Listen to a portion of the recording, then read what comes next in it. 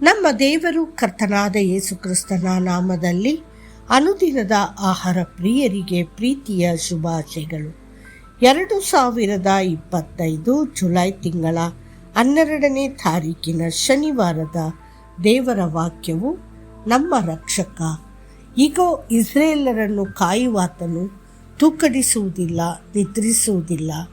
ಕೀರ್ತನೆಗಳು 121:4. ನಮ್ಮ ದಯಾಳು ಕರ್ತನು ತೂಕಡಿಸುವುದಿಲ್ಲ ಅಥವಾ ನಿದ್ರಿಸುವುದಿಲ್ಲ. ಅವನು ನಮ್ಮನ್ನು ವಿರಾಮವಿಲ್ಲದೆ ನೋಡಿಕೊಳ್ಳುತ್ತಾನೆ. ನಿದ್ರೆಯಲ್ಲಿ ಎಂದಿಗೂ ಮುಚ್ಚದ ಒಂದು ಜೋಡಿ ಕಣ್ಣುಗಳಿದ್ದರೆ ಅದು ಕರ್ತನ ಕಾವಲು ಕಣ್ಣುಗಳು. ಜೀವಂತ ದೇವರು ನಮ್ಮನ್ನು ರಕ್ಷಿಸುತ್ತಿರುವುದರಿಂದ ಭಯಪಡುವ ಅಥವಾ ಆತಂಕಪಡುವ ಅಗತ್ಯವಿಲ್ಲ. ಒಂದು ಕಾಲದಲ್ಲಿ ಒಂದು ಹಳ್ಳಿಯಲ್ಲಿ ಒಬ್ಬ ವೃದ್ಧ ಮಹಿಳೆ ವಾಸಿಸುತ್ತಿದ್ದಳು. ಅವಳು ತುಂಬ ಶ್ರೀಮಂತ ಮತ್ತು ಪ್ರಭಾವಶಾಲಿಯಾಗಿದ್ದಳು. ಅವಳು ಅನೇಕರಿಗೆ ಆಭರಣಗಳನ್ನು ಒತ್ತೆಯಾಗಿ ತೆಗೆದುಕೊಂಡು ಸಾಲ ನೀಡಿದ್ದಳು. ಅವಳು ಬಹಳ ಶ್ರೀಮಂತಳಾಗಿದ್ದರೂ ಕಳ್ಳರಿಗೆ ಹೆದರುತ್ತಿದ್ದರಿಂದ ಅವಳು ರಾತ್ರಿಯಲ್ಲಿ ಎಂದಿಗೂ ಮಲಗುತ್ತಿರಲಿಲ್ಲ. ಸಣ್ಣದೊಂದು ಶಬ್ದ ಕೂಡ ಅವಳನ್ನು ವಿಶ್ರಾಂತಿಯಿಂದ ಎಚ್ಚರಗೊಳಿಸುತ್ತಿತ್ತು.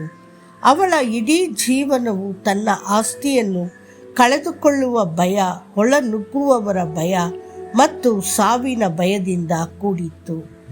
ಇಂದು ಅನೇಕ ಜನರು ಇದೇ ರೀತಿಯ ಭಯದ ಬಲೆಗಳಲ್ಲಿ ಸಿಲುಕಿಕೊಂಡು ಶಾಂತಿ, ಸಂತೋಷ ಮತ್ತು ವಿಶ್ರಾಂತಿಯನ್ನು ಕಳೆದುಕೊಳ್ಳುತ್ತಿದ್ದಾರೆ. ಆದರೆ ನಾವು ದೇವರ ಮಕ್ಕಳಾಗಿ ನಮ್ಮ ಎಲ್ಲ ಚಿಂತೆಗಳನ್ನು ಕರ್ತನ ಮೇಲೆ ಹಾಕಿ ಹೀಗೆ ಹೇಳಬಹುದು: ಕರ್ತನೇ, ನೀನು ಯಾವಾಗಲೂ ಎಚ್ಚರವಾಗಿರುತ್ತೀಯ. ನೀನು ನಿದ್ರಿಸುವುದಿಲ್ಲವಾದ್ದರಿಂದ ನೀನು ಕಾವಲು ಕಾಯುತ್ತಿದ್ದೀಯಾ ಎಂದು ತಿಳಿದು ನಾನು ಸುರಕ್ಷಿತವಾಗಿ ವಿಶ್ರಾಂತಿ ಪಡೆಯಬಹುದು.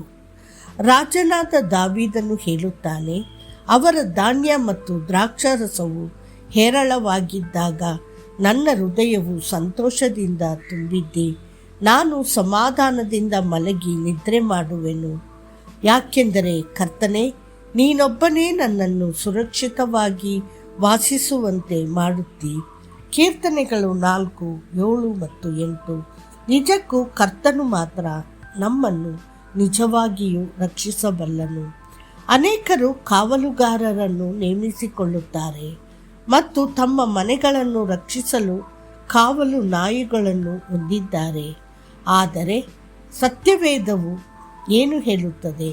ಕರ್ತನು ಮನೆಯನ್ನು ಕಟ್ಟದಿದ್ದರೆ ಕಟ್ಟುವವರು ವ್ಯರ್ಥವಾಗಿ ಕಷ್ಟಪಡುತ್ತಾರೆ. ಕರ್ತನು ಪಟ್ಟಣವನ್ನು ಕಾಯದಿದ್ದರೆ ಕಾವಲುಗಾರರು ವ್ಯರ್ಥವಾಗಿ ಕಾಯುತ್ತಾರೆ. ಕೀರ್ತನೆಗಳು 127:1. ಭಾರತದ ಮಾಜಿ ಪ್ರಧಾನಿ ಇಂದಿರಾ ಗಾಂಧಿಯವರನ್ನು ಹತ್ಯೆ ಮಾಡಿದ ವ್ಯಕ್ತಿ ಬೇರೆ ಯಾರೂ ಅಲ್ಲ, ಅವರ ಸ್ವಂತ ಭದ್ರತಾ ಸಿಬ್ಬಂದಿ ಎಂದು ನಮ್ಮೆಲ್ಲರಿಗೂ ತಿಳಿದಿದೆ. ಐಹಿಕ ಕಾವಲುಗಾರರು ನಿದ್ರಿಸಬಹುದು ಅಥವಾ ತಮ್ಮ ಕರ್ತವ್ಯದಲ್ಲಿ ವಿಫಲರಾಗಬಹುದು, ಆದರೆ ನಮ್ಮ ಕರ್ತನು ಎಂದಿಗೂ ತೂಕಡಿಸುವುದಿಲ್ಲ ಅಥವಾ ನಿದ್ರಿಸುವುದಿಲ್ಲ. ಕುರುಬನು ತನ್ನ ಮಂದೆಯನ್ನು ನಿರಂತರವಾಗಿ ಕಾಯುತ್ತಿರುತ್ತಾನೆ. ಅವನು ಒಂದು ಪುಟ್ಟ ಕುರಿಮರಿಯನ್ನು ಸಹ ಅಲೆದಾಡಲು ಅಥವಾ ಹಾನಿಗೆ ಸಿಲುಕಲು ಎಂದಿಗೂ ಬಿಡುವುದಿಲ್ಲ. ದೇವರ ಪ್ರಿಯ ಮಗುವೆ, ನಿನ್ನನ್ನು ಆತನ ಕಣ್ಣಿನ ಗುಡ್ಡೆಯಂತೆ ಕಾಪಾಡಲಾಗಿದೆ. ಜಕರ್ಯನು ಹೀಗೆ ಘೋಷಿಸುತ್ತಾನೆ: ನಿಮ್ಮನ್ನು ಮುಟ್ಟುವವನು ಆತನ ಕಣ್ಣಿನ ಗುಡ್ಡೆಯನ್ನು ಮುಟ್ಟುತ್ತಾನೆ. ಜಕರ್ಯ 2:8. ಆದ್ದರಿಂದ ಕರ್ತನ ಹತ್ತಿರ ಬನ್ನಿರಿ. ಆತನೇ ನಿಮ್ಮ ಆಶ್ರಯ, ನಿಮ್ಮ ಬಲ ಮತ್ತು ಕಷ್ಟಕಾಲದಲ್ಲಿ ನಿಮಗೆ ವಿಶೇಷ ಸಹಾಯಕನು. ಆತನು ನಿಮ್ಮನ್ನು ಹಗಲಿರುಳು ನಿರಂತರವಾಗಿ ಕಾಯುತ್ತಾನೆ. ಮತ್ತಷ್ಟು ಹೆಚ್ಚಿನ ಧ್ಯಾನಕ್ಕಾಗಿ ನಾನೇ ಕರ್ತನು, ಅದನ್ನು ಕಾಯುತ್ತೇನೆ. ಪ್ರತಿ ಕ್ಷಣವೂ ಅದಕ್ಕೆ ನೀರು ಹೊಯ್ಯುತ್ತೇನೆ. ಯಾರೂ ಅದಕ್ಕೆ ಕೇಡು ಮಾಡದಂತೆ ನಾನು ಹಗಲಿರುಳು ಅದನ್ನು ಕಾಯುತ್ತೇನೆ. ಯೆಶಾಯ 27:3. ಕರ್ತನು ನಿಮ್ಮನ್ನು ಆಶೀರ್ವದಿಸಲಿ. ಆಮೇನ್.